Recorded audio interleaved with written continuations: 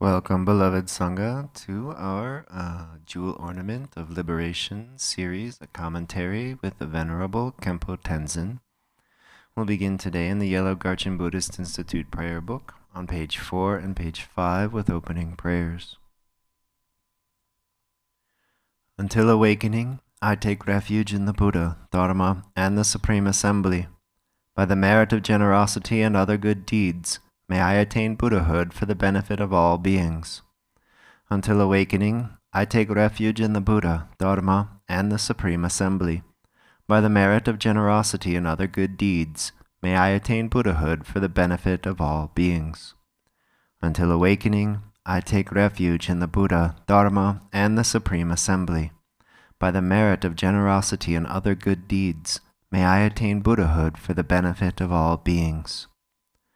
May all mother sentient beings, limitless as space, have happiness and the causes of happiness.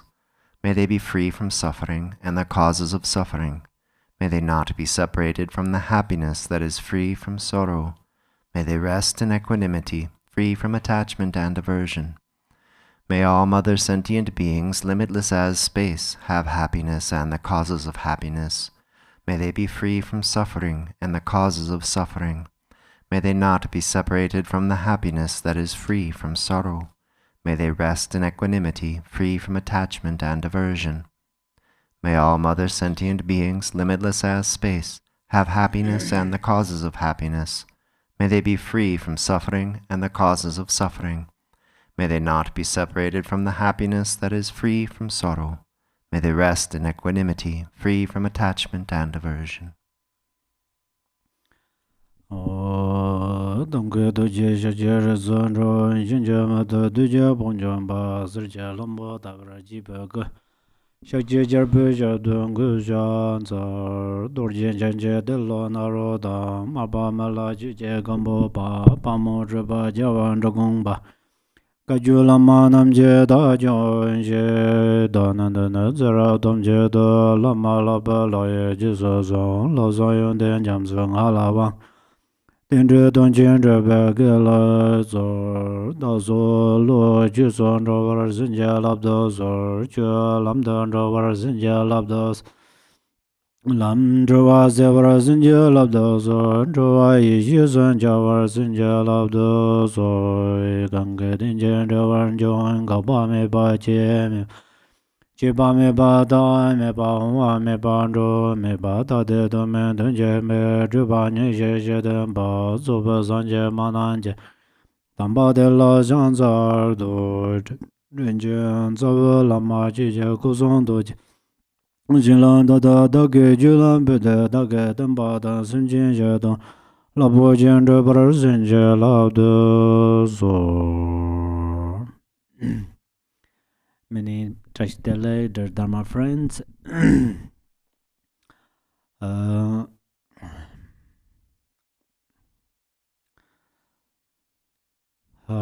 We are Dharma practitioners, so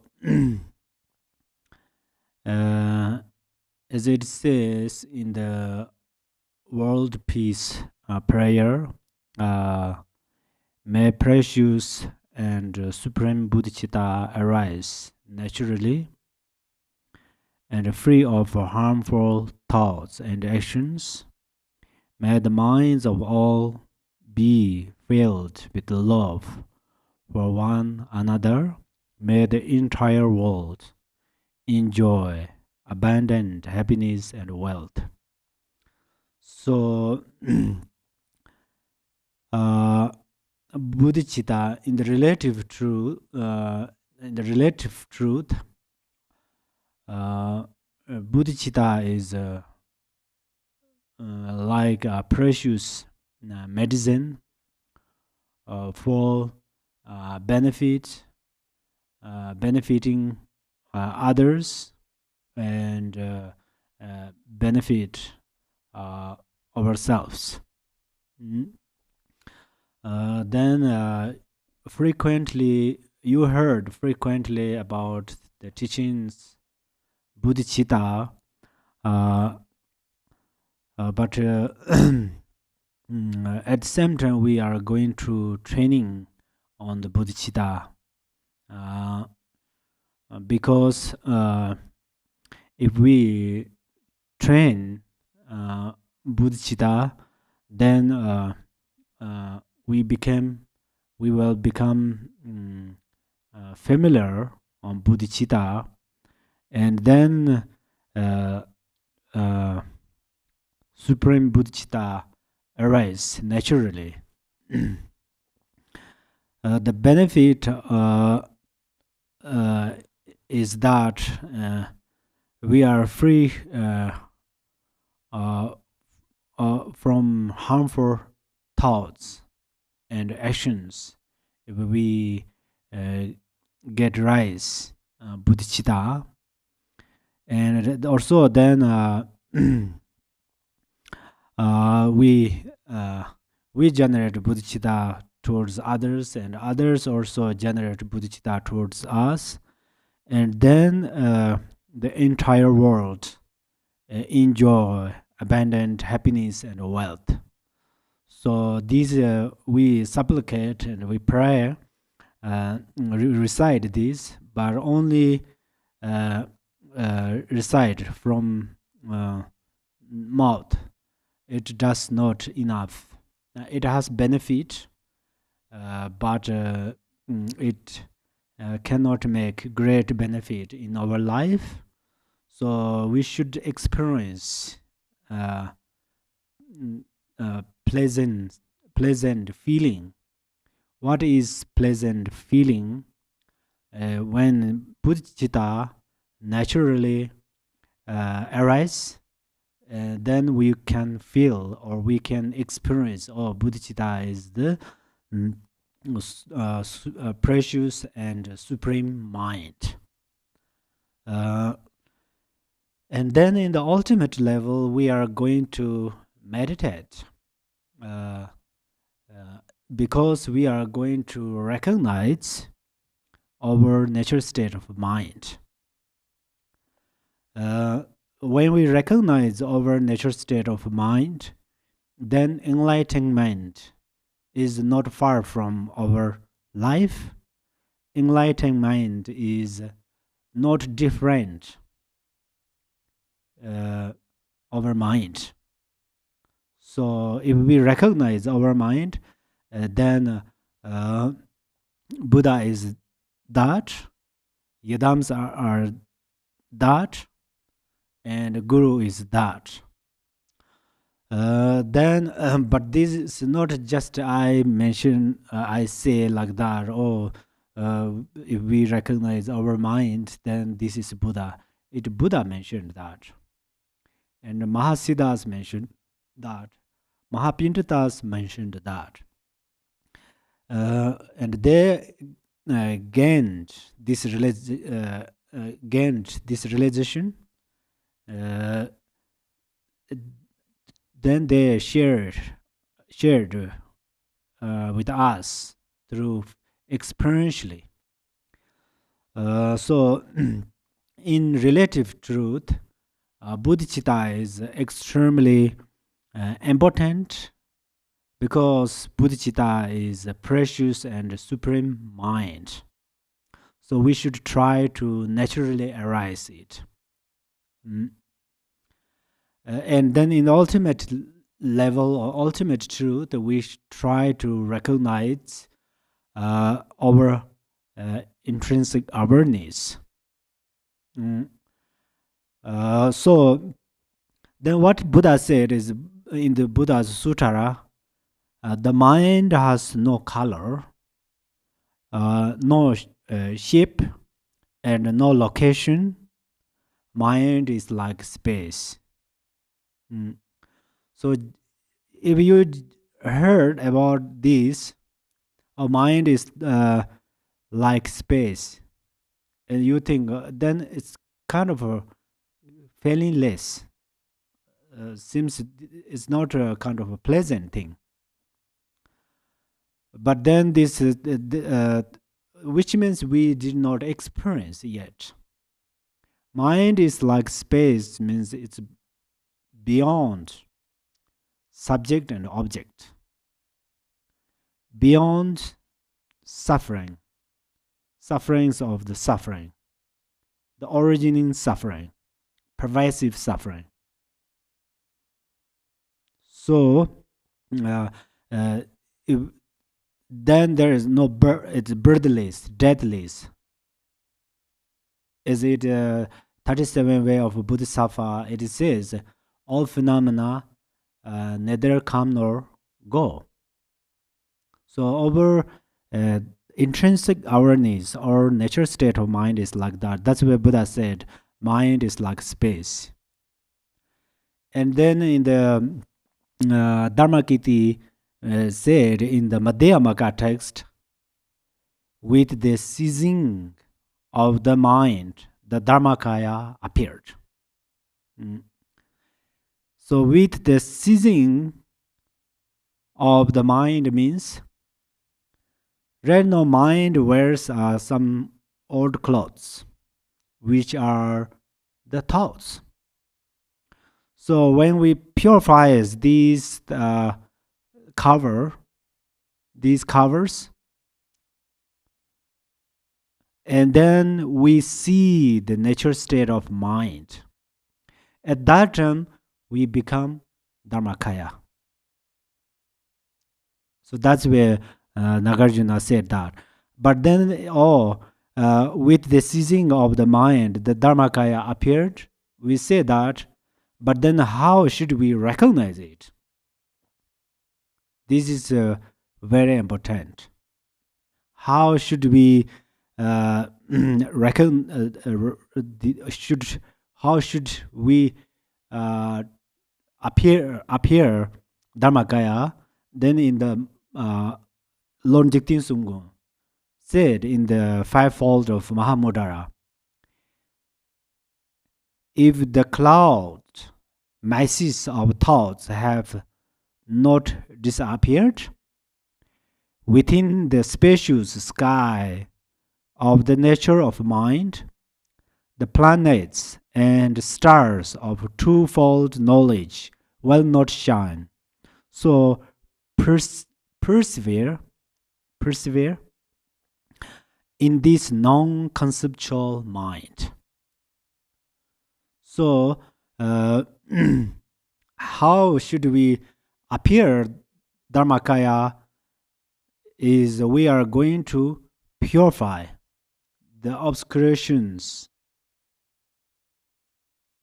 It says twofold of omniscience. This twofold of omniscience has two covers. One is afflictive emotions. Another is obscurations. So, for that reasons, we are going to purify this afflictive emotion. for the sake of removing these five afflictive emotions, we are going to practice 5 perfections: generosity, forbearance, diligence, and meditation. And then for purifying the obscuration of knowledge, is we are going to purify obscuration. That's where Lord Jigten Sunggung said, these temporary obscuration, the obscurations are temporary, afflictive emotions are temporary, and other obscurations are temporary. We can experience only angry emotion, for example, or jealousy. In one day, morning to evening, someone asked you, please be angry. Morning to evening, non-stop. No one can do it. We cannot find kind of this person. Morning to evening, no eat, no drink, no walk, no work, no practice. It's a little funny, yeah? If I request to you, please be jealous. Non-stop, morning to evening. Nobody can do it. So which means actually jealousy is temporary. afflictive emotions are temporary. That's why we can't keep them even one day, whole day. But they comes and goes, comes and goes. So at that time, we are fixated them. Actually, we misunderstand the essence of these thoughts and so forth. So we don't understand. We misunderstand them. Then we become samsaric being. As it says in the Kundazampo prayer, Samhita Badara, it says, everything appearances and existence, samsara and nirvana has a single ground. Samsara and nirvana has a single ground. Yet, two paths and two fruitions. So two paths means one path is nirvana, another path is samsara. So we misunderstand these afflictive emotions. Number one, we think they are real. These afflictive emotions are real, truly exist. And then we trust, we follow. So that's where then there are lots of sufferings occur to us. It seems we create our suffering by ourselves. We can't say always that afflictive emotions are bad feeling, bad emotion. It's quite hard to say that, if we be honest, because we misunderstand. If we try to look at the essence of these afflictive emotions, they are also dharmakaya, which means how should we purify in the ultimate level. In the ultimate level, how should we purify this afflictive emotion is only we try to see the essence of them. In the relative truth, we are going to avoid, we are going to separate, run away from them. So in the Selingpa, Selingpa is the master of Atisha. So Selingpa said, your mind is relaxed, loose as a goose, actually, and unwound, and then you are untied, and liberation. Yeah. So sometimes we try to purify these afflictive emotions. We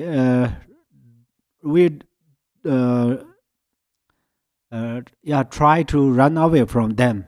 We try to stay in the solid place, remote place, but they are always follow with us, or they are with us. So that's where the meditation union with wisdom. That's where Selingpa says your mind is relaxed, loose as a goose, and unwound, and then you are untied and liberated. So we don't want to do too much for them. If we do like that, as Selingpa's path instruction, if we follow that, and then what happened is in the Shangtsarpa is another Kagyu tradition master, one lineage of Kagyu Pa's master. He said that I see the Buddha of my mind vividly, so I recovered from the illness of searching for the Buddha. So when we see the essence of emotions, or essence of phenomena, or essence of mind, or this is the fire's essence, this is water's essence, this is earth's essence. No, they are not like this. Fire and water's essences are same. Your mind's essence and my mind's essences are same. And Buddha's omniscient and our angry emotions essences are same. So, as Shangsarpa said, I see the Buddha of my mind vividly, so I recovered from the illness of searching for the Buddha. So we don't want to search Buddha from far away. If we cross the mountains and rivers, we cannot find Buddha.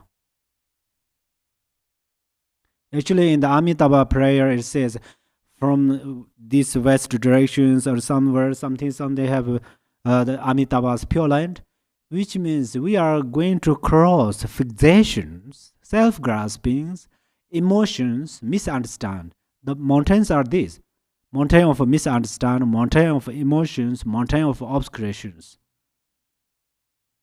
Yeah, if we cross these very temporary emotions, then Buddha nature is always with us, and pure lines are always with us.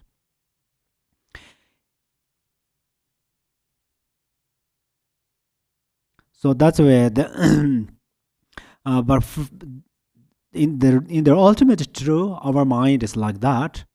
But then to gain this, suddenly, oh, I don't want to do anything, but I'm going to recognize my natural state of mind.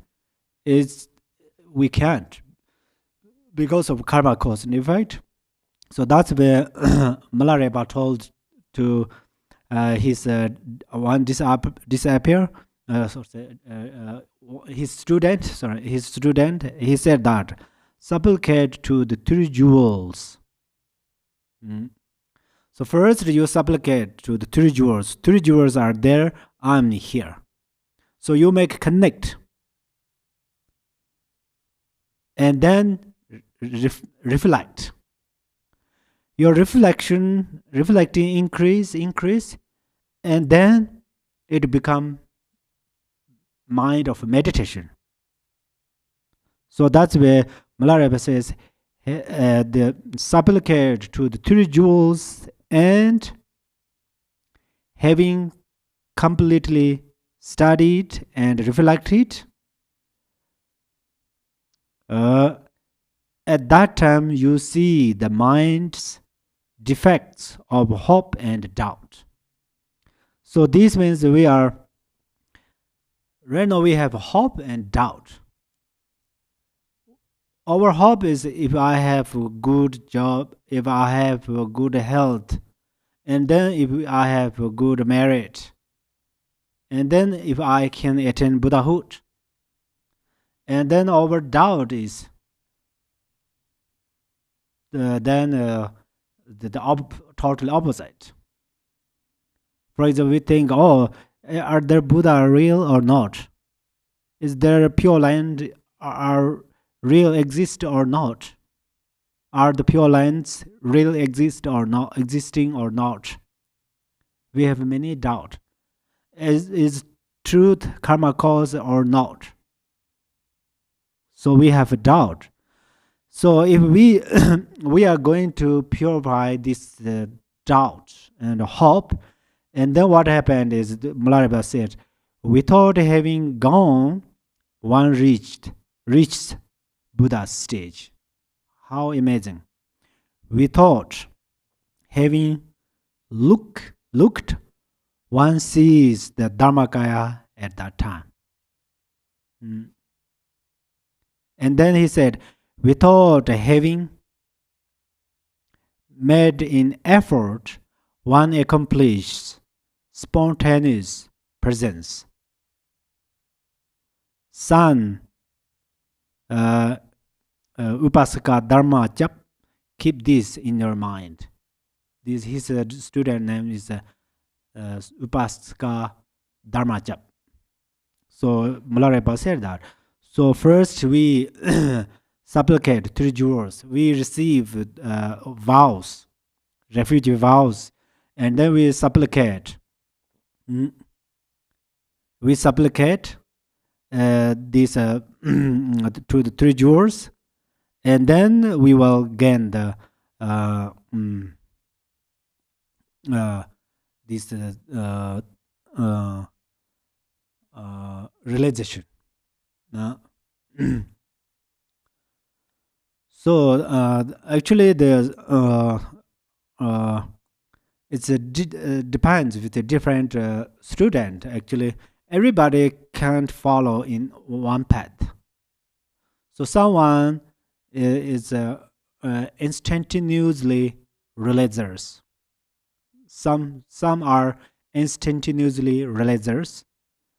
Count with these practitioners, if they don't learn more, don't reflect it more, even they heard a single word, completely liberated, will be able to liberate it from samsara completely. So this only you know and your guru knows. How you know and how your guru knows is that when afflictive emotions arises to you, they are become like a snowflake in the river. Afflictive emotions arises, but they spontaneously dissolve into the ocean of wisdom. So that means you don't have any, your actions are never related afflictive emotions. And then how does your guru know is you offer your realizations, you share your experiences to guru, and then guru already have these experiences and these knowledges. That's where then guru understood which part your level or practices. But then if you are not on this stage, even you have heard a single harsh word, it's changed your mind, it affects in your mind, or any whether the weather is changed morning and afternoon, it also makes lots of difficulties for you. Then that means you are going to practice more on bodhicitta and supplicate three jewels and studied more. Kunchen Longchen Ramjan said that. Kunchen Ramjan said that there are six relations. Sometimes one misunderstand, one think, oh, my view is perfect. But then if this view is just not related, this Buddha's teaching, Buddha's Dharma, Buddha did not talk about that in the Suttarayana, Buddha did not talk in the Vajrayana, then your view is still not perfect. That's where what you should, practitioners should more study and more learning and reflect it. Kunchen Longchen just said. Actually, we have to do, but in these days, very rare. He said that. So that's where it depends practitioners. Some practitioners, since their previous lives, they accumulated a great merit and meditated well, practiced six perfections perfectly. That's where in this life they met a precious guru, and they gave a single path instruction and liberated. Will be able to liberate from there. So this is a very important to know by yourself. And also some, as Guru Rinpoche said, that where does our mind first occur? Secondly, where does our mind remain? Third, where does our mind go? When we analyze there is no mind, and then we realize the essence of our mind. So Guru Rinpoche said that. So first you reflect. We say mind is Buddha nature, mind. First, but we are follow mind.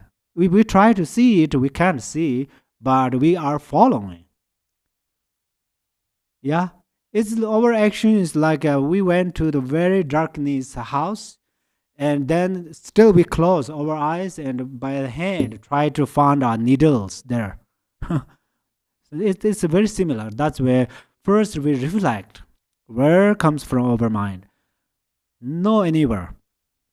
And then we gain the one realization. Yeah, mind doesn't come. Sorry. And then where it goes, we reflect more. And then we gain our mind doesn't go anywhere. Okay, then our mind neither come nor go. We gained these realizations. After then we reflect where remains our mind. So we cannot find one form. Oh, this is my mind, but we can experience it. That's where maybe you know Machek Labdung is a master. She said that mind has not two as subject and object. Mind has not two, but look at it as in unvisible thing. When you look at it, one will not see one's own mind. If you try to look at your mind through original, ordinary perception, you cannot see it. And then she said that what one does not see is the Dharma Dhatu. And then she said, rest in it without a viewable thing. Yeah? So, look means through our flash eyes cannot look at our mind. Look, most of the time in these path instructions, they say, look at our mind, which means we are going to rest in the natural state of mind. How to rest is a very, very important. For example, when I learn drive car, first maybe 3 months almost, I hold the steering wheel very strongly, and then I stop the car, and then my arms a little hurts. So that means I don't know how to hold it, but I have a fear in my mind.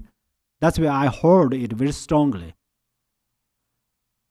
So now someone who has a great experience how to drive a car, and they hold the steering wheel very loosely, relax. So that's where they have no problem. So physically, even we sit on the meditation cushion, how to sit, it taught us. It teaches me a lot how to rest in the natural state of mind. Its balance is very important. That's why in this 4 immeasurable prayer, which last says without attachment or aversion, which means equanimity.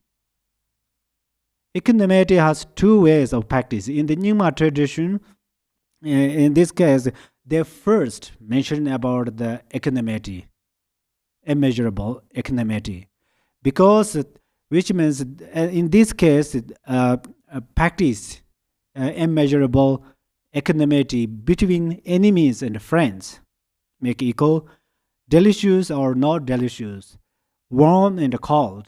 They make like this way. But in this open prayer, it put last, which means this equanimity is a higher level. Even if gained good experience or not, we keep balance, equanimity. So equanimity is very important.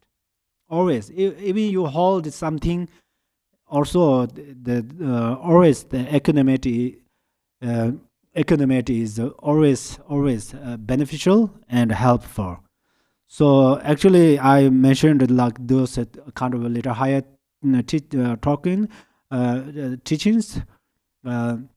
I'm just ordinary being. We all have a Buddha nature in this way, same, but generally I'm very, very ordinary being. I'm a very ordinary being. So I mentioned these higher teachings is a little funny. Perhaps you think it's funny, but As the Shangsarpa said that just like the shining a light to show the path for another, also lights your way. Giving path instructions greatly benefits oneself. So that's why in the middle of the night, I tried to show you show you a light, and then it helps me too. Yeah. So always we are going to give this how to say definition to the our bodhicitta. So then we can experience. We were able to experience. We always say, "Oh, practice bodhicitta, practice bodhicitta." It's maybe it's possible. Many people has no more experience, no more like a feeling when mentioned about that.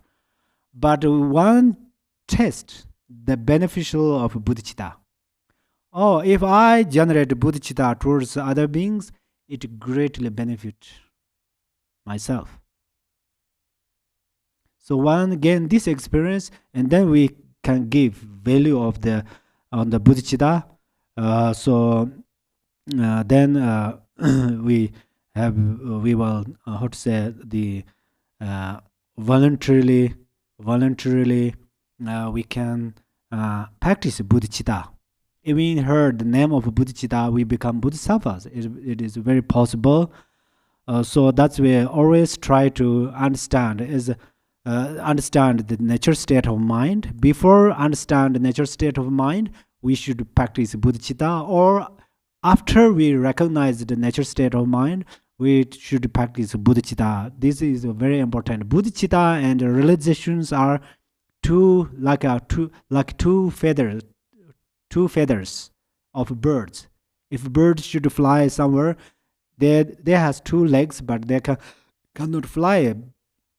But they have two wings. That's where they can fly. Yeah, that's where if we are going to fly in the Buddha stage, then we need two wings, which are the bodhicitta and realization. Realize our natural state of mind. So if I mention a little more about natural state of mind, Telopa taught that if one is willing to achieve the inconceivable truth, then cut the root of mind and place awareness nakedly. Yeah. So natural state of mind means is like a space, colorless, formless, shapeless. Who said that? Buddha said that. I quoted this morning. Yeah. So if one would like to gain this realization, then always look at the mind. That's where Milarepa always said, don't search the root of the phenomena, but search at your mind. Search at your mind. After then, what you find is then union of awareness, clarity, and emptiness. If you gain the realization, the union of clarity and emptiness, you will experience union of bliss and emptiness. If you experience that, and then what happened is we will attain Sambhogakaya. Sambhogakaya is union of bliss and emptiness. Nimanakaya is the union of clarity and appearances. Dharmakaya is the union of non-perception and clarity. So these all wonderful things are in our mind. These thousands, the countless Buddhas and Bodhisattvas, they all gained these realizations. So that's where they liberated from samsara. So right now we have a precious human life. We have a precious guru. And we have precious teachings. We have precious opportunities. So that's where we don't want to waste these precious things. If we are wasting these precious things in this life, we will not show we will achieve a precious human life again or not. Precious human life, actually, when we practice four thoughts, only we think, oh, precious human life is very rare to gain it because of numbers, because of the examples. But at that time, we just try to facing the direction of the precious human life. But the real precious, how should we know? Precious human life is, okay, according to Dharma, we can practice Sharavika's, practical Buddha's teachings. And we can practice Mahayana teachings. We can practice Vajrayana teachings. And then we have 5 sins. We can hear all Dharma teachings. We can read all Dharma books. We can reflect on the Dharma, and then we can meditate. And especially we have intrinsic awareness. That's where we realize, we understand the meaning of this. We will be able to understand the essence of mind or Dharmakaya. So, and then we have these special path instructions, and then we have gurus. Gurus take care of us through their compassion, immeasurable compassion, immeasurable loving kindness. So that's where right now we have precious. For example, you are listening the teachings, you don't want to pay particularly for it. If you found a nice job, yeah, you have to hard work. If this boss will not easily give you a job, if you don't, if you want to get some nice salary, then you have to hard work. These things are like a business way of the mundane activities. I mean, but some of these even mundane activities are related Dharma activities. It created great merits. This is the different way, but generally. But in the Dharma teaching, you have a Buddha nature, and then gurus voluntarily, through immeasurable compassion and loving kindness, share these methods. Actually, the gurus always taught us, you are Buddha. But we don't trust ourselves. So are we funny people or not? We are joker or not? We are really joker. We are funny. So however, we don't trust ourselves. And we are lethargic because we don't try to, we are funny actually. We don't like too much to do. That's where we are very easy to say, I'm tired. But in the path instructions says, rest, relax in your natural state of mind. But we don't. We said, oh, I'm going to follow my emotions. I'm going to follow my graspings.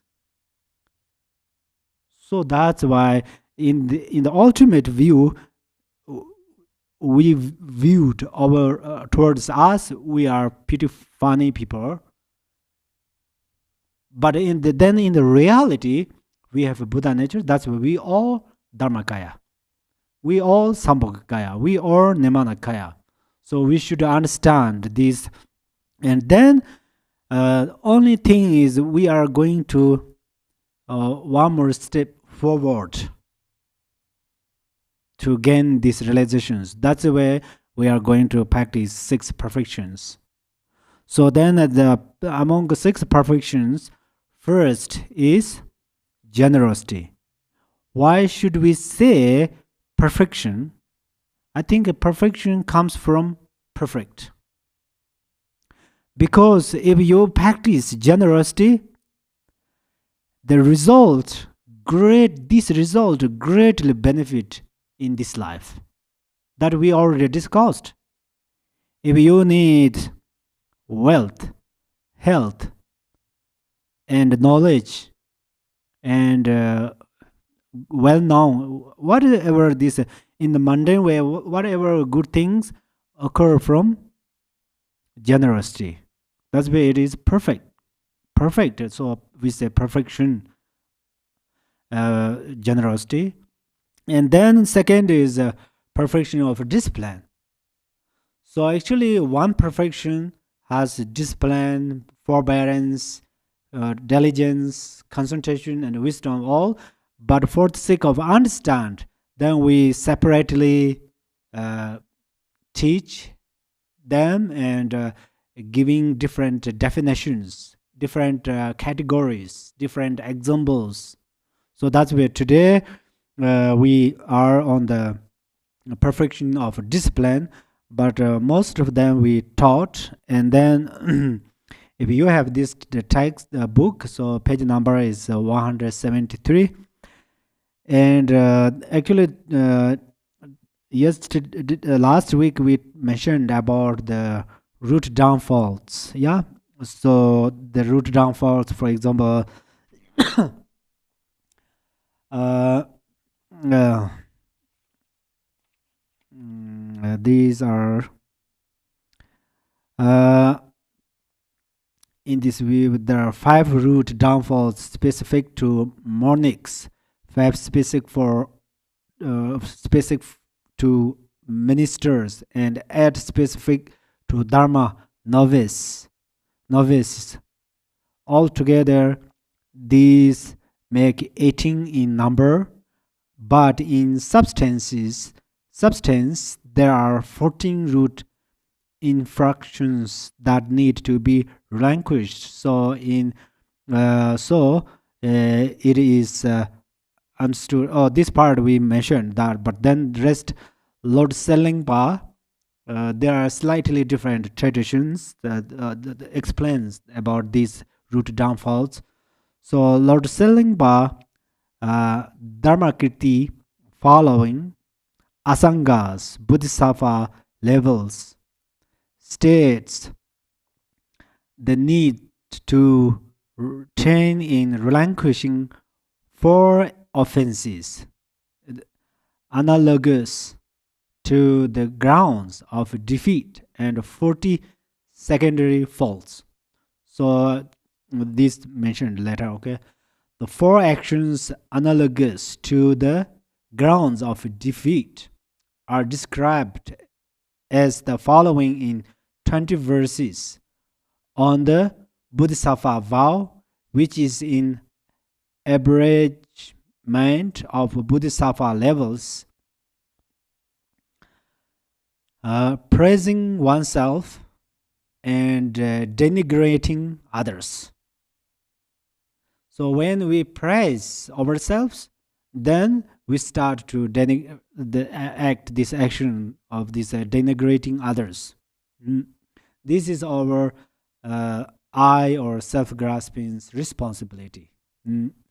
So it acts like that way, seeking honor and respect out of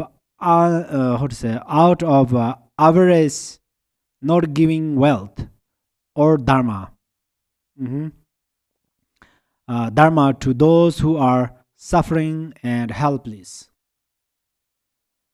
So after we gained some realizations, especially we have this Dharma understanding, we should help to other to mother sentient beings, because we are so grateful our mother sentient beings. Because of mother sentient beings, we can generate compassion. Because of mother sentient beings, we can generate loving kindness or bodhicitta mind. So that's where we are. If we are going to attain Buddhahood, we must practice loving kindness and compassion. If emptiness, we gain only emptiness without compassion, this emptiness is not perfect emptiness. Perfect emptiness is a union of compassion and emptiness. Buddha, for example, among the 1002 Buddhas, Shakyamuni Buddha is the fourth Buddha right now. So Shakyamuni Buddha, he became enlightened in Bodh Gaya 2600 years ago when he was 35 years old. Early morning, he attained Buddhahood. Since that time, if we going before, there are laws, but since that time till now, he non-stops his compassion towards us. But from his side or himself, rest in the perfect emptiness. But he radiates his brilliant or boundless compassion towards us.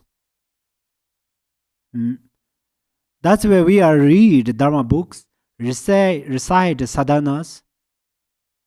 Even we see the Buddha's statues, tankas, it benefits in our mind.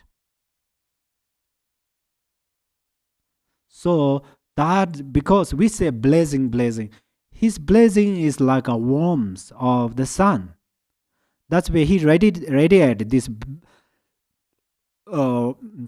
compassion towards us in 24/7, which means Buddha has no thoughts. He liberated from there, but he unions his emptiness and compassion. So we should gain the compassion and emptiness.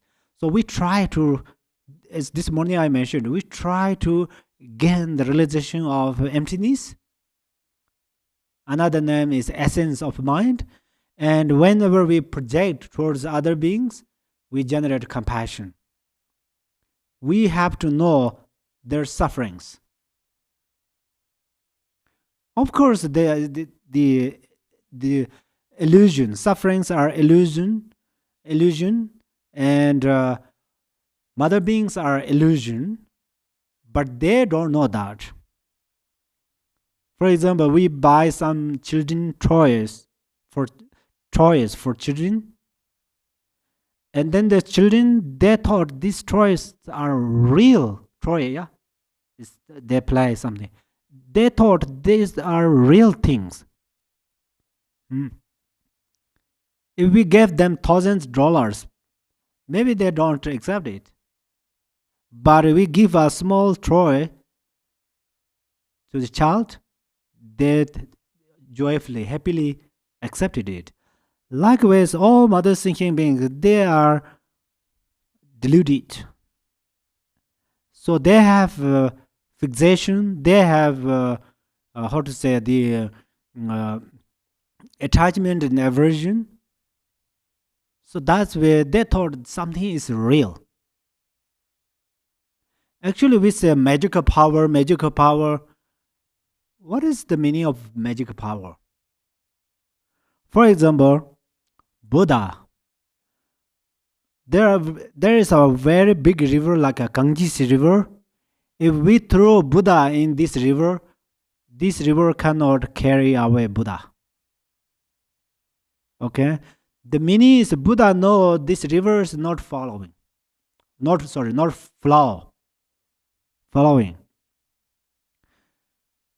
Buddha knows that this river is emptiness. That's when Guru Pema Sambhava, some kings punished to Guru Pema Sambhava, and they put in the fire. They burned the fire like a mountain. Actually, if I a little bit exaggerated there, like a fire, but Guru Pema Sambhava never burned. This is in his supplication has that. So meaning is he knows the essence of a fire.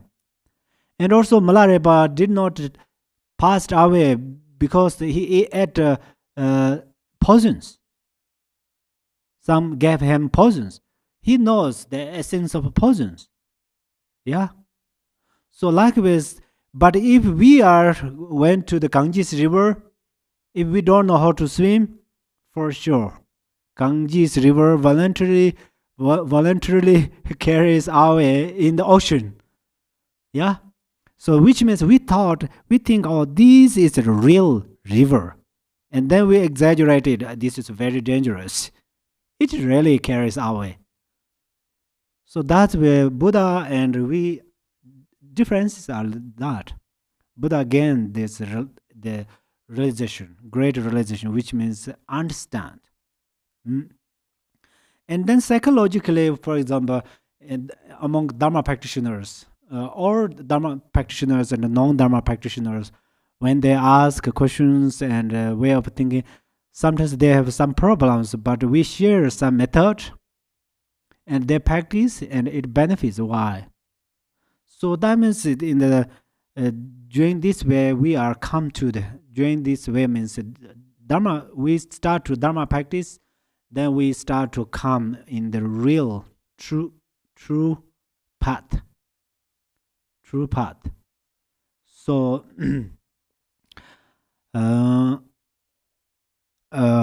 so however we have to we need compassion, and then we gain some Dharma knowledge because of our meditation or reflecting or study and learning, listening this Dharma, we gain some realizations. Then we are going to dedicate it towards some other beings. Otherwise, then it says because of we have it's a fearing and helpless. So suffering and helpless. So actually, this means I think inflicting vengeance. Anyhow, we greet. Oh, if I share my profound knowledge, they will understand. If they understand, then I lost my opportunity. This is a malicious thought.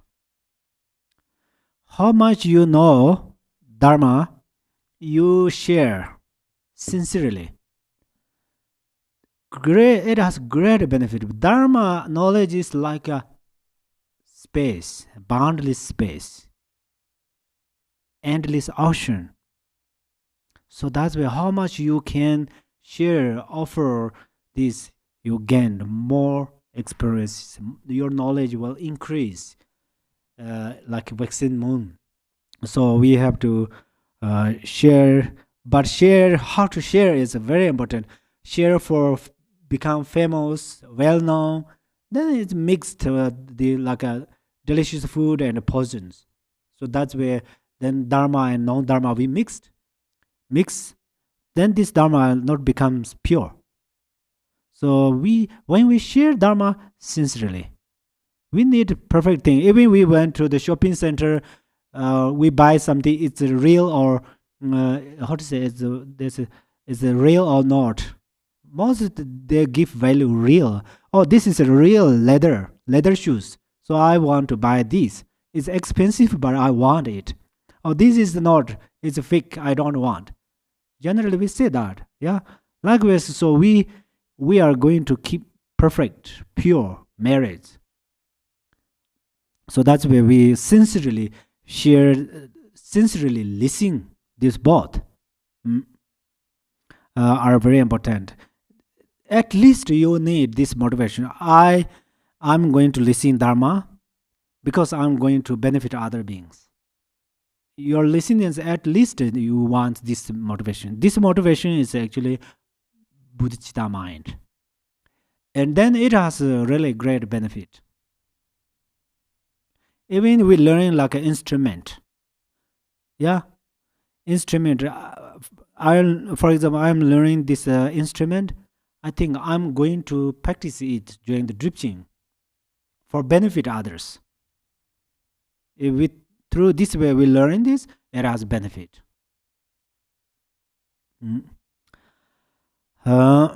So how to learn is also related bodhicitta. We are going to learn through bodhicitta. Inflicting vengeance even though someone may have apologized, abandoning authentic Mahayana and teaching are mere semblance, semblance of Dharma. So actually, when semblance Dharma means when we teach Dharma, it's very much related to Buddhas. We follow Buddhas, the Suttarayana and Vajrayana. Then our teachings, experiences, everything should follow this Buddha's teaching. And then this is not the some how to say semblance of Dharma. Yeah, this Dharma become perfect. And then Mahayana, this we say, oh, my tradition is not Mahayana tradition. So Mahayana tradition is something they try to criticize about this, and at that time, then our vows, bodhisattvas vows start to become unclear, impure. So we should be careful about this. And then as for the 46 faults, the same text says the following.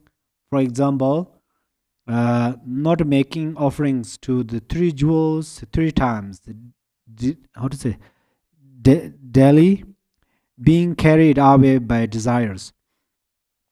Actually, these 46 faults, I don't think you want to know very detail about that. It's mentioned in the Vinaya Sutara and so forth. However, the number is like a contradiction of.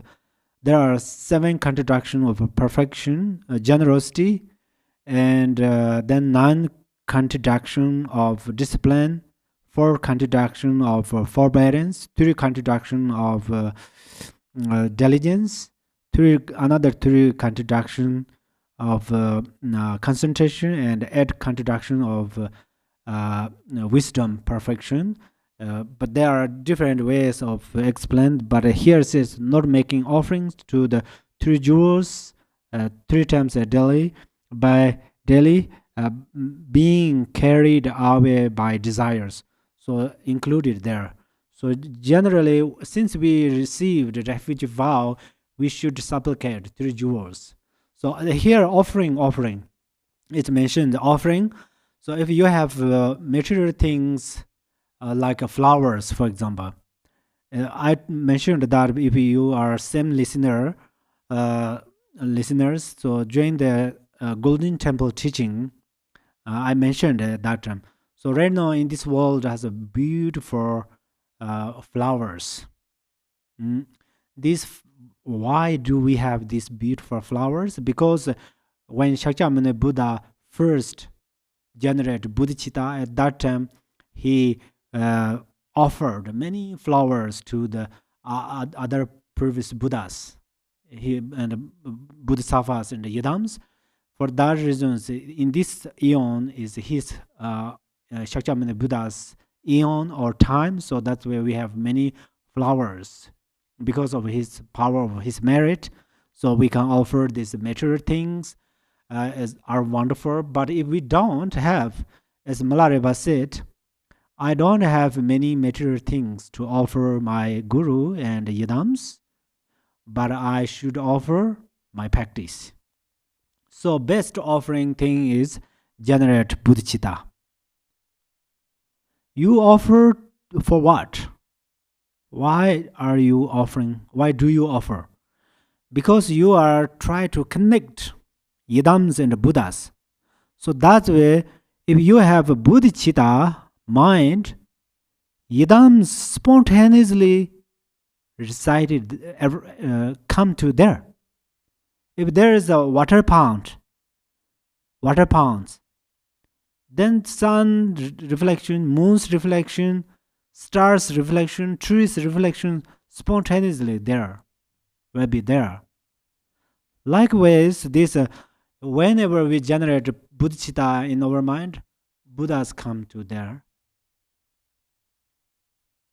Bodhisattvas come to there, Yidam deities come to there.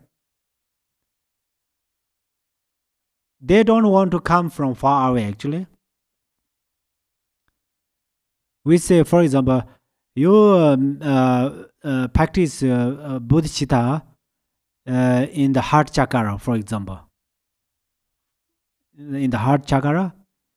And then your eyes consciousness, nose consciousness, and ears consciousness, those consciousness are gathering together there. These consciousness are Buddhas, yeah? 5 aggregates are 5 family Buddhas. And then the female Yadams gathering there, and then great Bodhisattvas together will be there. Will be there together.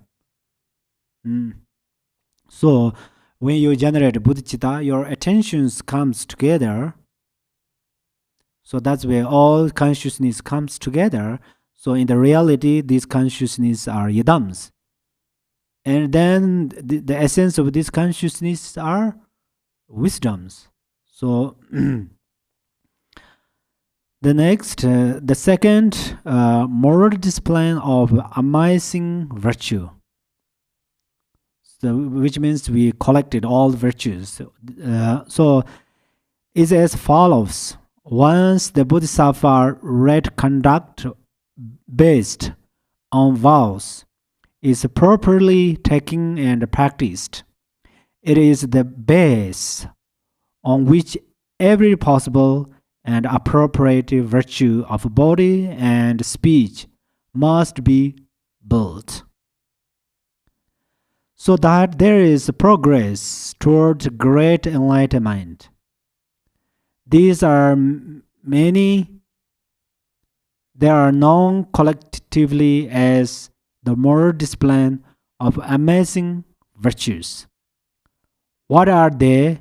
In Bodhisattva levels, it says, the following is to be understood as being the Bodhisattva's moral discipline of amazing what is virtues.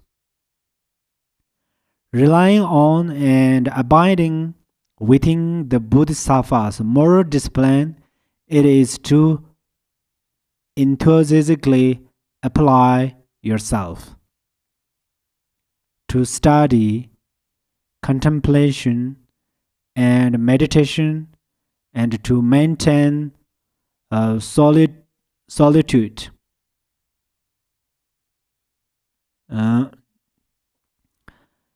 It is to respect gurus and serve them, and to serve and care for the sick. So actually we respect gurus, which means devotion, faith. So guru and our mind are same. Actually, perhaps if it is quite easy for you to understand, perhaps this is very difficult. So in the how guru, for example, guru is old, then our mind is old. Guru is young, our mind is young. It does not mean like that. If a guru has a big nose, our mind has a big nose. If a guru has small eyes, we have small eyes. Not like that. So guru's mind is Vajradhara. Vajradhara, Kundzangpo, they are, and then we say intrinsic awareness. When we say guru, we image that over what we see guru, and then when we say Vajradhara, we see another kind of blue colors. When we mention about the Kundzangpo, nakedly somewhere stay union with a concert, we image like that. Actually, even we can image like this, it's really wonderful. But if we it's not enough only that visualizations. So when we say guru, always think that the nature state of a guru, we should imagine the nature state of a guru.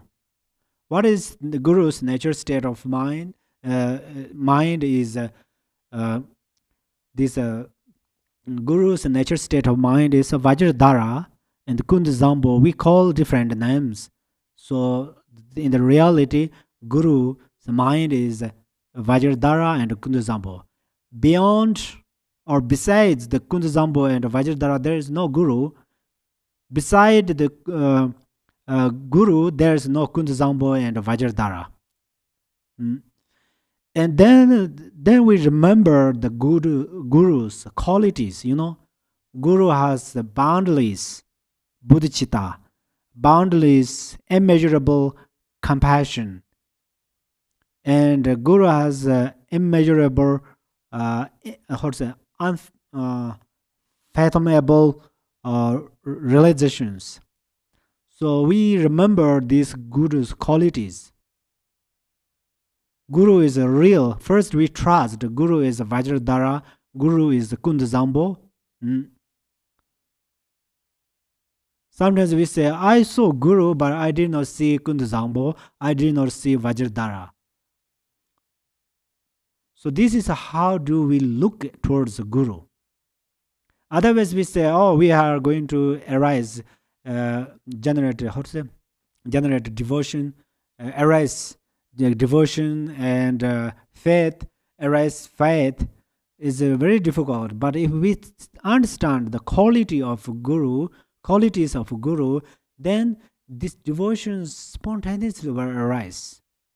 So, however, the best respect towards the guru is then faith and devotion, and then it says that we serve and care for the sick.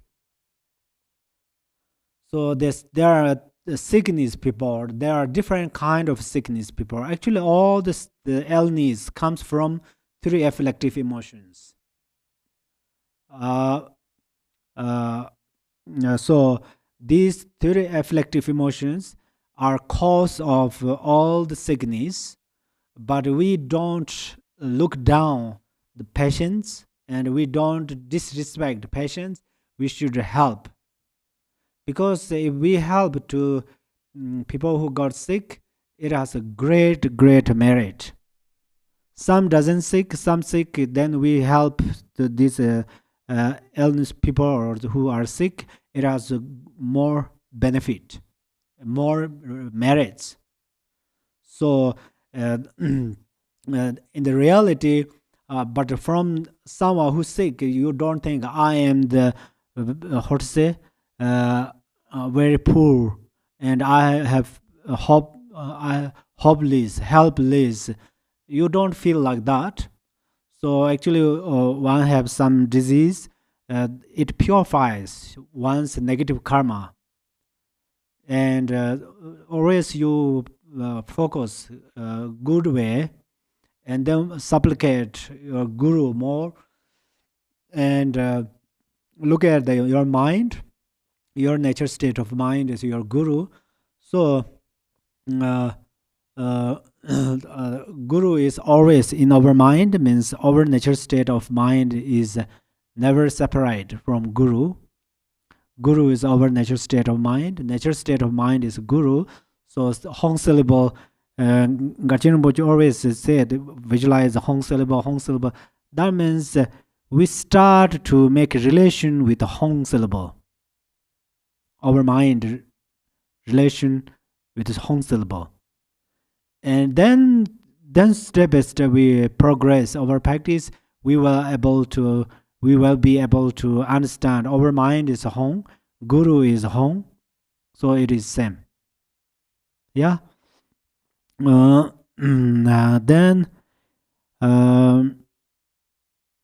it is to give properly and proclaim good qualities.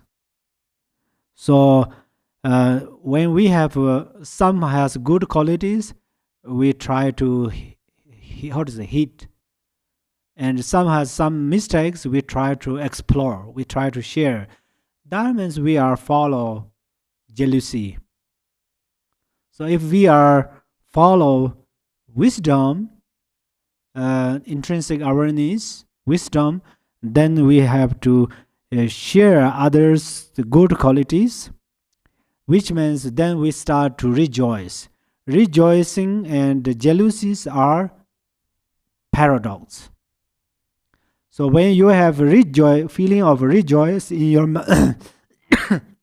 in your mind is relaxed. Your mind is a happy mind. Your life is a happy life. When you have jealousy, your mind is unhappy and your life is unhappy life. So we supplicate, we pray, Buddhas, Gurus, Yadams, please bless me to be happy. Please bless, give me empowerment to be happy. But then we act the opposite. So that's where we, as Buddha said, you are protector of yourself. So that's where if you understand that the qualities of rejoicing and disqualifies of jealousy, and then you prefer rejoicing in your mind, and you are always happy.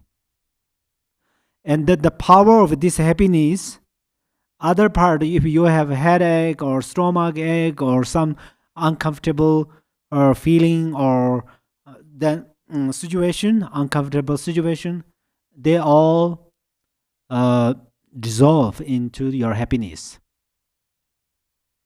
If I give you another example, in the daytime, do we have stars in the sky? Actually, we say sky, but we usually say space. Yeah, in space, do we have these planets like a moon, sun, sorry, stars? For sure, there are. But the sunlight is very, very powerful. That's where it covered all of other the moonlight and so forth. So always we are going to gain good quality. We are try to gain good quality, and we are try to improve good qualities towards others. When we focus others, we try to see good qualities, and oneself try to improve good qualities. Oneself improve good qualities means like a rejoice. Only you can try to increase rejoice. It's really you can make a happy life. You can make a happy family.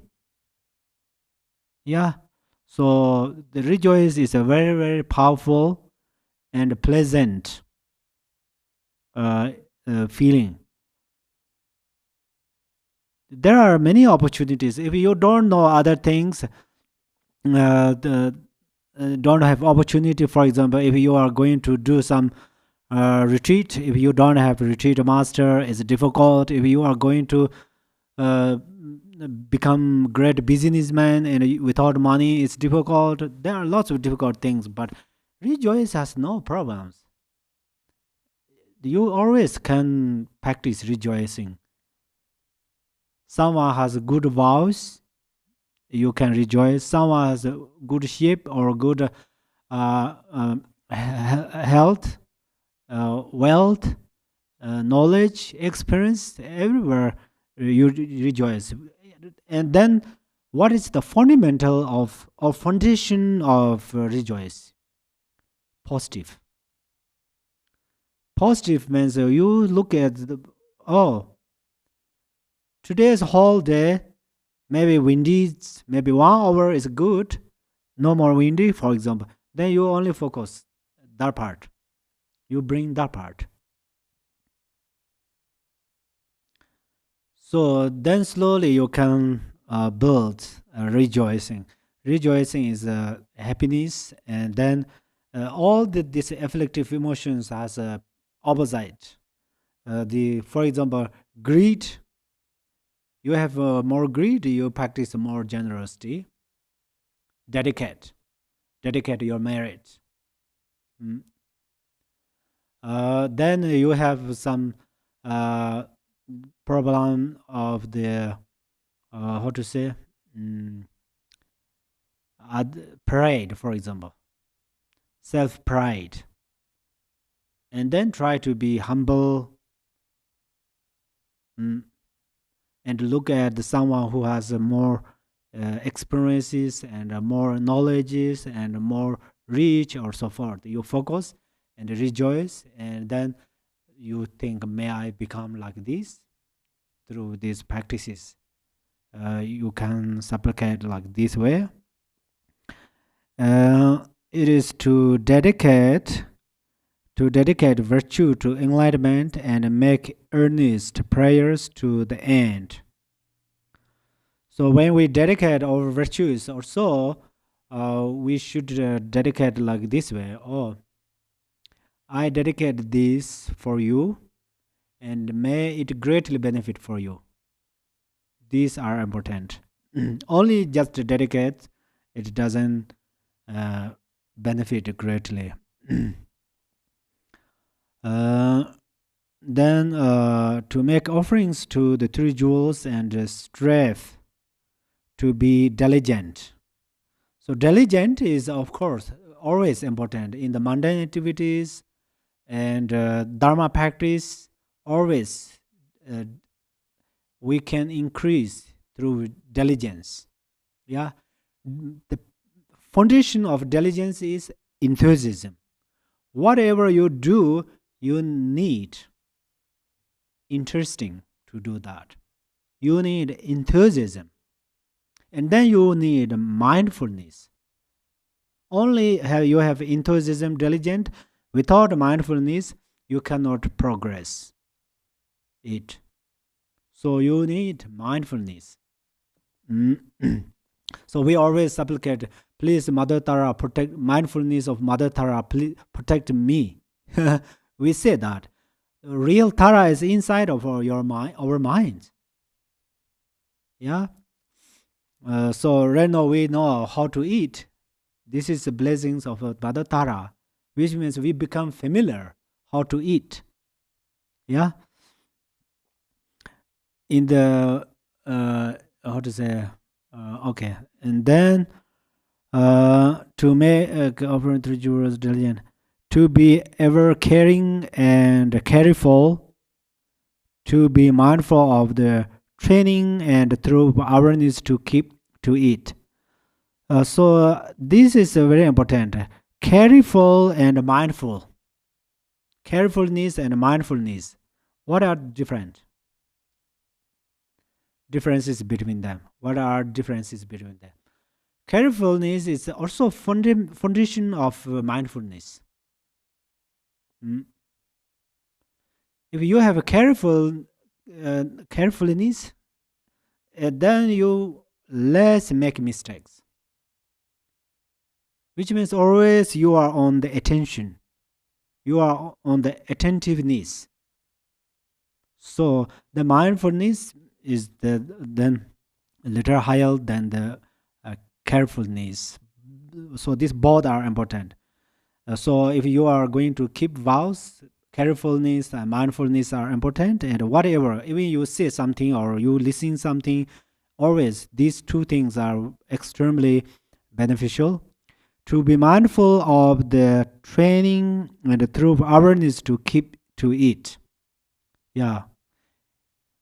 Training and then awareness to guard the doors of the senses and to know how much to consume.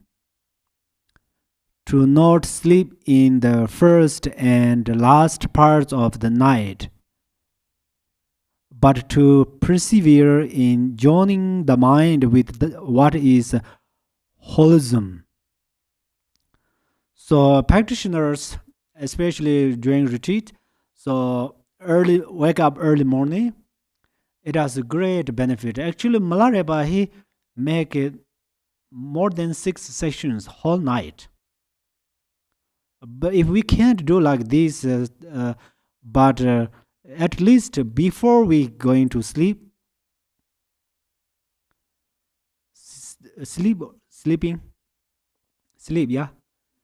And then we don't want to fall asleep with kind of thoughts, massive thoughts. And then your dreams are become very strange. Your dreams become very strange. But before going to sleep, if you want practice like a Vajra Om recitation, as our gurus always give us these pattern instructions, just focus 3 syllables or 3 letters or syllables, yeah? Om Ahom. Om, breathing in, Ah, rest, for little while, Hum, breathe out. So, Om Ahom is brief mantras.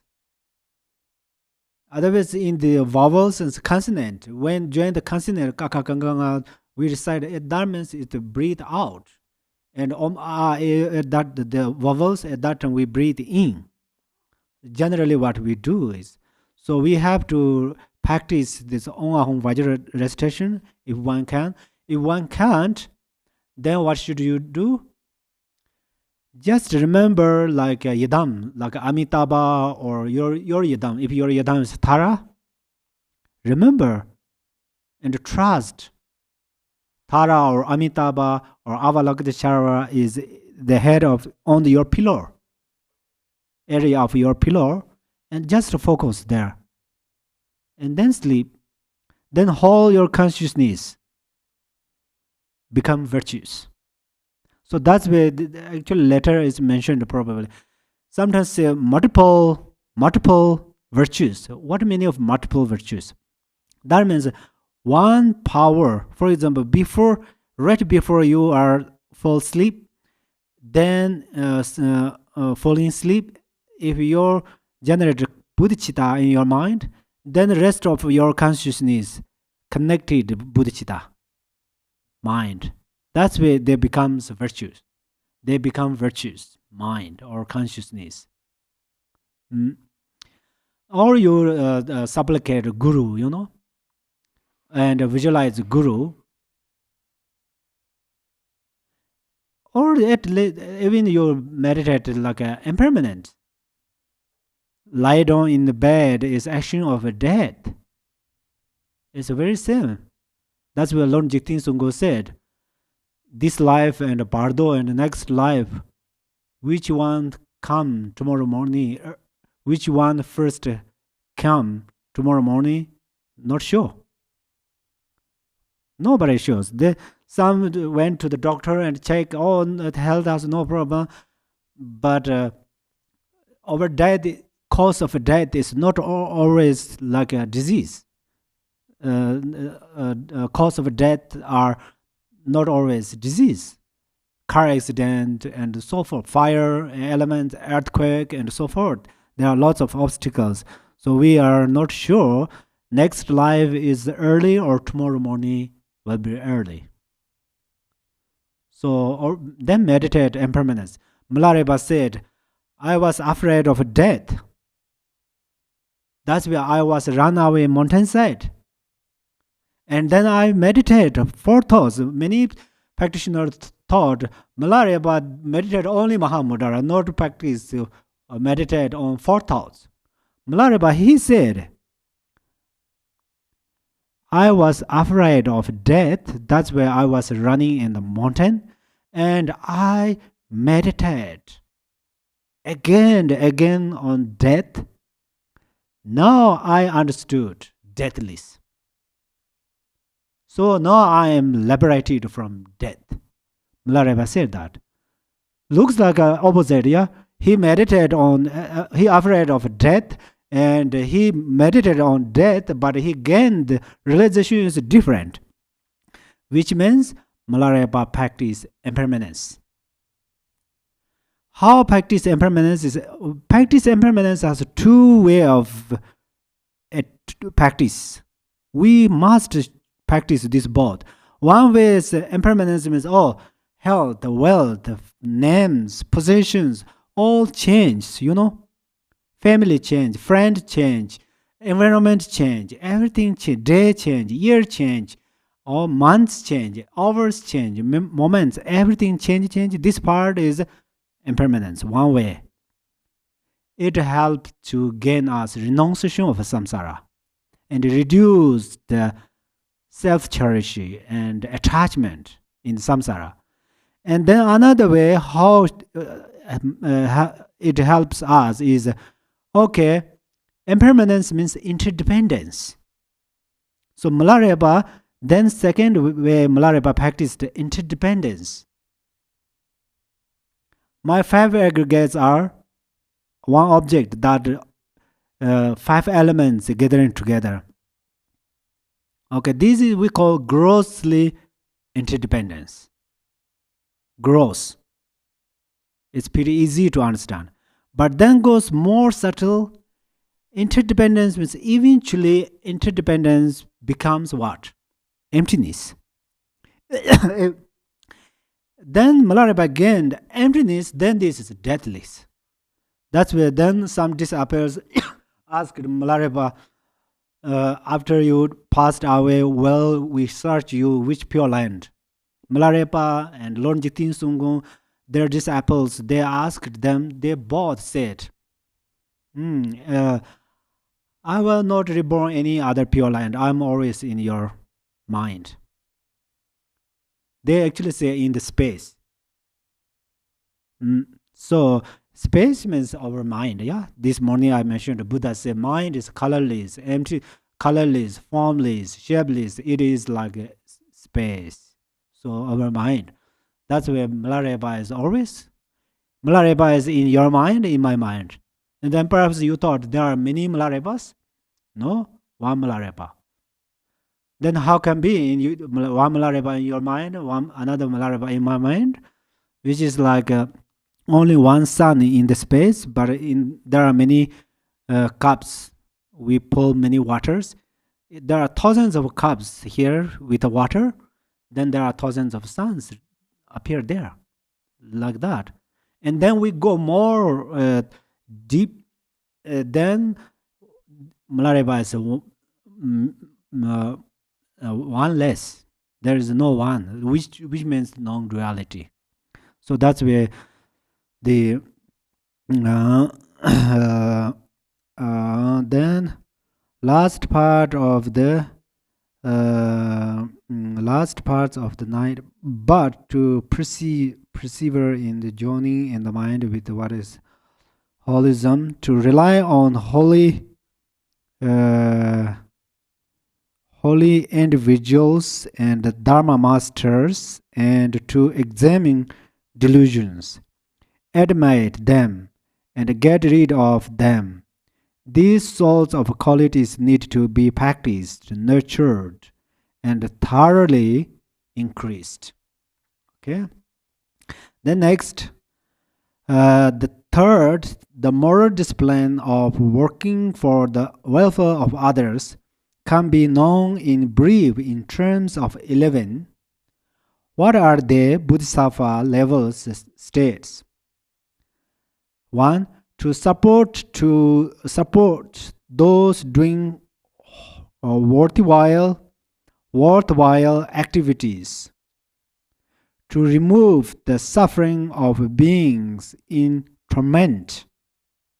To teach those without skill how to deal with things intelligently. To recognize others' kindness and to render benefit in return. To protect beings from dangers. To alleviate the distress of those who are suffering. To provide those deprived of resource with the provisions. To skillful example a Dharma following. To engage them in accordance with their mentalities. to make them happy through the very finest of qualities. Then 11th, to tame the wrathful with firmness, and to inspire all through extraordinary abilities, and longing for the good and wholesome. Uh, Furthermore, both to instill confidence in others and to prevent their own conduct from degrading, bodhisattvas should get rid of impure physical, verbal, and mental behavior and only resort to what is pure. Concerning impure physical behavior, avoid unnecessary wild behavior, running, jumping, and so forth. Purity means you remain relaxed and soft, smooth, with a kind expression on your face. It says, having thus become self-controlled, always have a smiling face. Completely rid yourself of that constant frown and those dark looks, and become a friend to beings and treat them sincerely. Okay? If you memorize or keep this verse, is really helpful.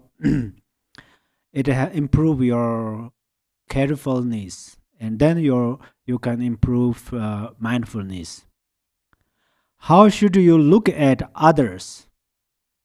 It says, when looking at others, look at them in a pleasant, kind way, knowing that it is through them that you will become a Buddha.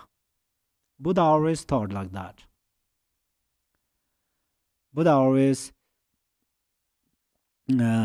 think that we are helping Buddha. So if we can think like this, it's a really beneficial, especially in our samsaric life, you know. As to how to sit, it says, how to look, we already just mentioned that. It says how to sit. It says, do not sit with legs outstretched or fridged with the hands. Fidget with the hands. So this is very much related when we sit. But this let us know that it's allow physical condition. I mean, if you have physical problem, or sometimes because of some important thing, so at that time it's all allowed. Actually, we have to know the great. If we can sit like 7 postures of meditation, equipoise, it has a great benefit. Lord Jigten Sungkung said that many people, actually not many people, many says all the wind and channels practices are only related to Vajrayana, not Sutrayana. But Lord Jigten Sungkung said channels and winds practices are very much engaged Sutrayana. That's why this Shakyamuni Buddha is always sit in 7 posture. So benefit I mentioned last days, if it is not too much for you, I repeat one. For example, you touch your tongue on the palate, to the palate, and look your eyes through your nostrils. Usually we think this is rule or kind of regulations, but it is yoga. And what is the benefit? I mentioned to you that pervasive wind enters into your central channel. And then what is the benefit of that? The benefit is your self-pride reduce, decrease, not increase. Then what is this benefit? You will less chance to rebirth or reborn in God's realm, which means you will not remain in samsara more, longer. So, and then other afflictive emotions are like the same, and open your shoulders and straight your backbone. Then your fire equalizing winds enters your central channel and reduce angry emotion. If you reduce angry emotion, then in this life, gallbladder disease has no cause. That's where you will not engage that. And the next life is, Milarepa said that reborn in the lower realms because of angry emotion. So even it is related to your life, stop to be angry. So that's where we can reduce angry emotion. So we will less cultivate the cause of lower realms. So even sitting like this has lots of benefit. And then cross the legs, and then this down upward winds enters into the central channel and reduce jealousy. If you want to reduce jealousy, then angry emotion and attachment has no another friends, so they have no more powers. And also one will not reborn in the demigod's realm. Demigod's realm has the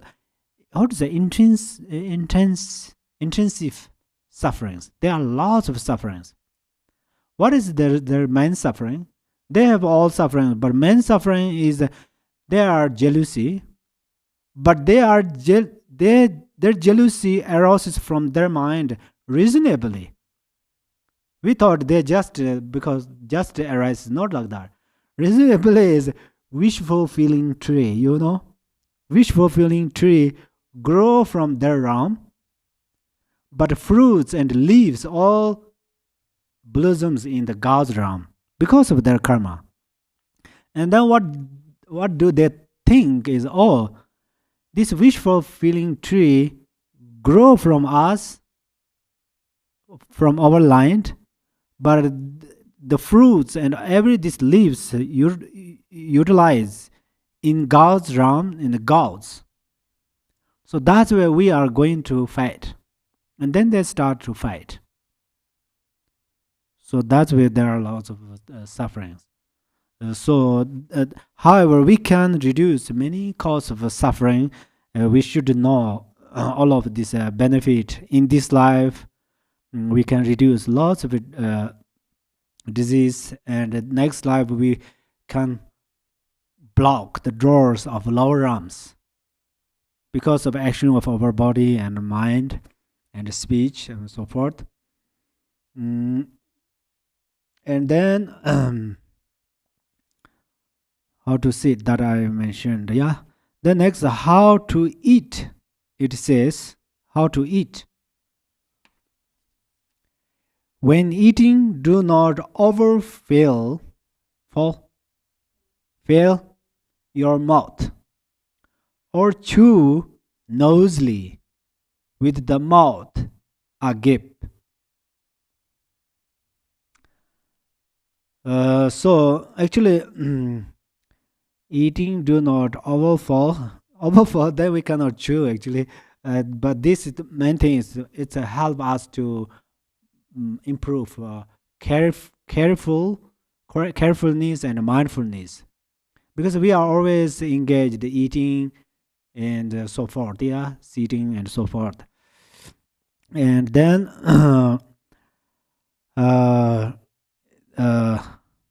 if you open mouth and then eat our food, it's scattered everywhere and so forth.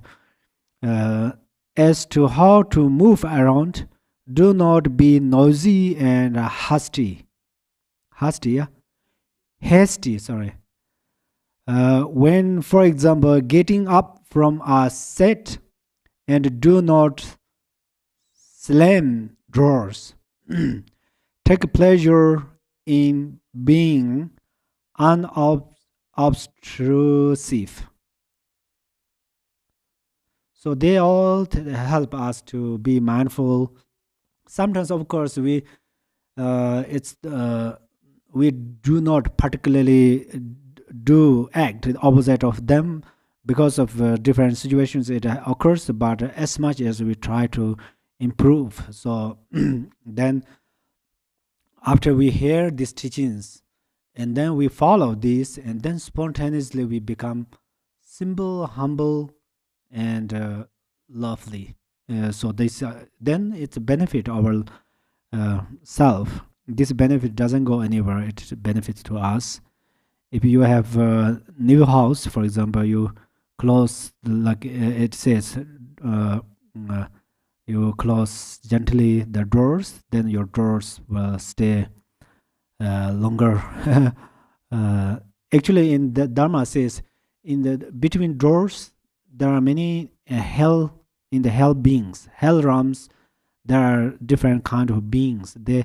They just come, or some pardo beings remain there. So if we do close very strongly, then they die because of afraid and so forth. Yeah, and on how to sleep, it says, oriented in whichever direction you prefer, assume the posture the protector took for nirvana. So these some Dharma friends told me a few years ago they can't sleep like this way, but it's okay. You can't sleep, then at least whenever you sleep, you remember this moment. Remember how Buddha showed his act when he was sleeping. Yeah. And then there's if we can sleep like this way, it has great benefit. I mean, someone has the very dangerous dreams, like a strange dreams. The problem is, actually, I already answered to you guys, but sometimes you this two hand put here, and another way is you this the left side down and right side up. Then sometimes have some strange dreams. So if it bothers, some doesn't dreams do not bother to you, and sometimes you are doing retreat and wonderfully practice. You have some strange dreams. It is a good sign. It's not a bad sign. You don't worry. But if you are unhappy with some negative dreams, then how to sleep? It is also very much related. So you sleep like a Buddha sleeping, then you have less strange dreams, and then your channels and winds there goes very well. And then if you become familiar, when death comes, one's life at that time, it's very possible one can do like that, because some practitioners sit like this, and then when they died, they took down. We say took down. Took down seems like a meditation. Pause, meditation, postration, paused. I think meditation, way of meditation. However, they sit,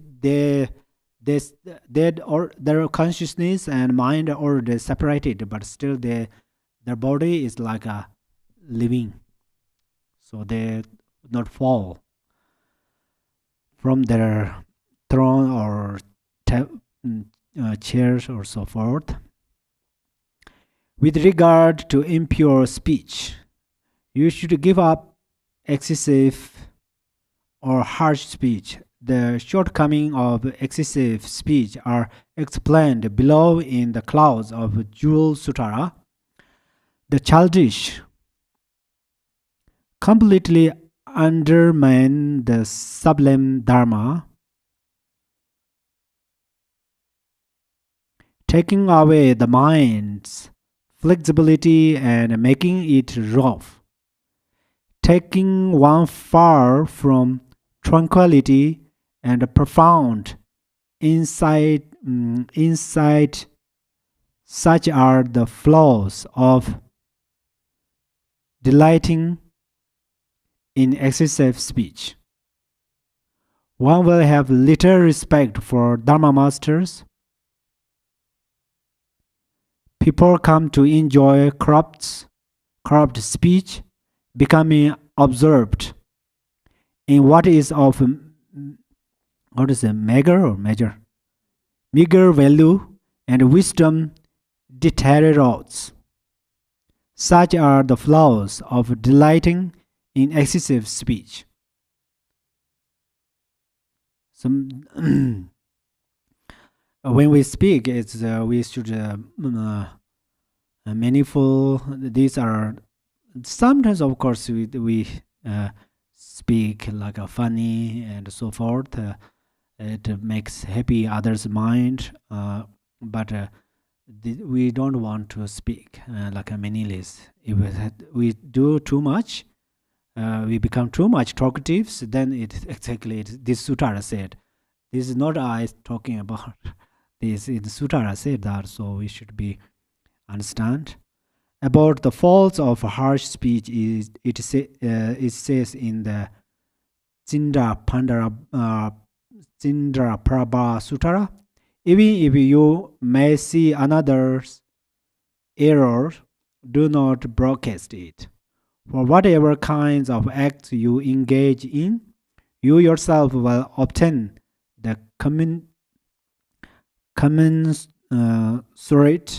results. So karma never betray to us. That's where in the Sutara teaching to the non-origination of all things, it says of these among other things. If you describe the lapse of a bodhisattva enlightenment,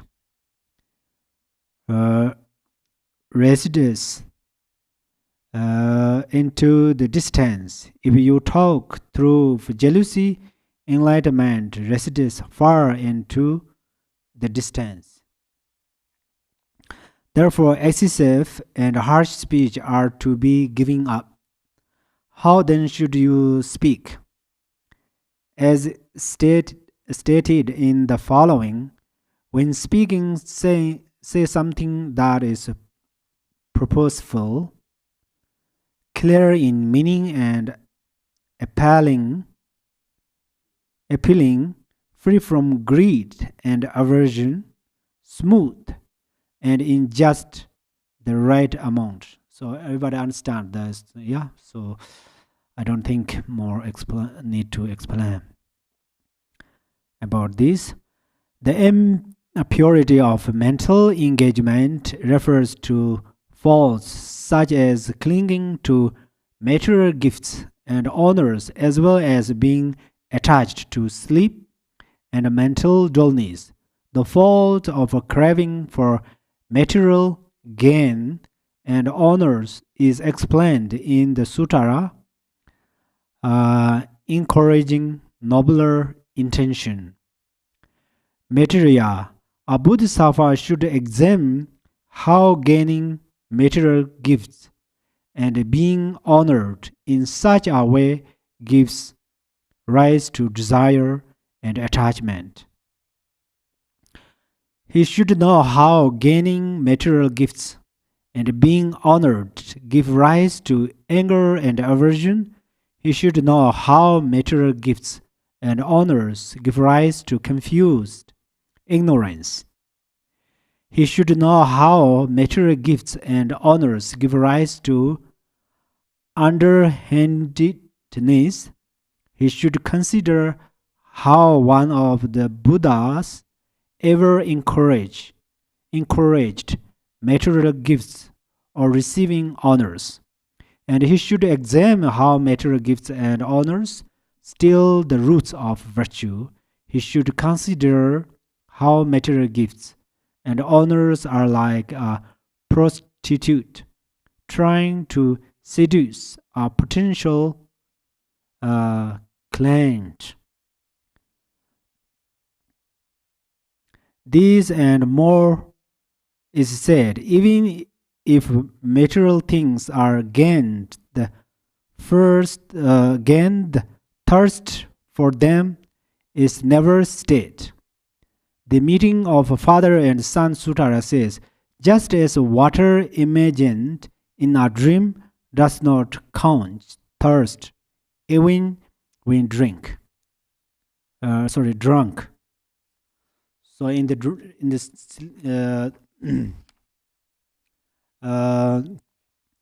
we drink some water in the dream, but it doesn't help us. Likewise, actually, in the 37 way of Bodhisattva, it also mentioned we have too much attachment towards the material, then this is the cause of lots of problems. But some has great material things, and because in previous lives they practice greatly generosity practice. That's where, for that reason, in this life has lots of wealth and material things people offered and received many things. So these are the power of merits, karmic result. So then one should use them the cause of merit and more benefit for other beings. And then these we call these are accumulate merit. So then we gained more accumulate merits, and then we should turn them into the wisdom of merit. If we turned them into the wisdom of merit, and then these virtues never exhaust. Even one attain Dharmakaya, then this merit still remains with one, and then one can benefit all mother thinking beings until samsara becomes nirvana. So that's where one has a great material things, don't think, oh, these are useless thing and so forth, but it's how to use is very important. Don't do too much attach, fixate. Don't too much attach them and too much fixate them. So if you are too much fixating those material things, and then these things become cause of problems. So you offer to the three jewels dedicated towards mother thinking beings. Even you don't offer, you don't dedicate them, still you utilize them for cultivating great merit. Okay, thank you so much. And now we are going to dedicate our merit, the merit of 3 times and 10 directions Buddhas and 8 great the Bodhisattvas and Mahasiddhas and all of these merits of practitioners we bring together and then dedicate for welfare of all mother thinking beings. Chanjo semjo renpo ma je ba nam je jor je ba nyam bar me bar yang go ne gong de be war jo. May bodhicitta, the precious and supreme mind, arise in whom it has not yet arisen. Where it has arisen, may it not decline, but ever increase higher and higher. Thank you so much. May you have a happy and a long life. Have a wonderful time. Thank you.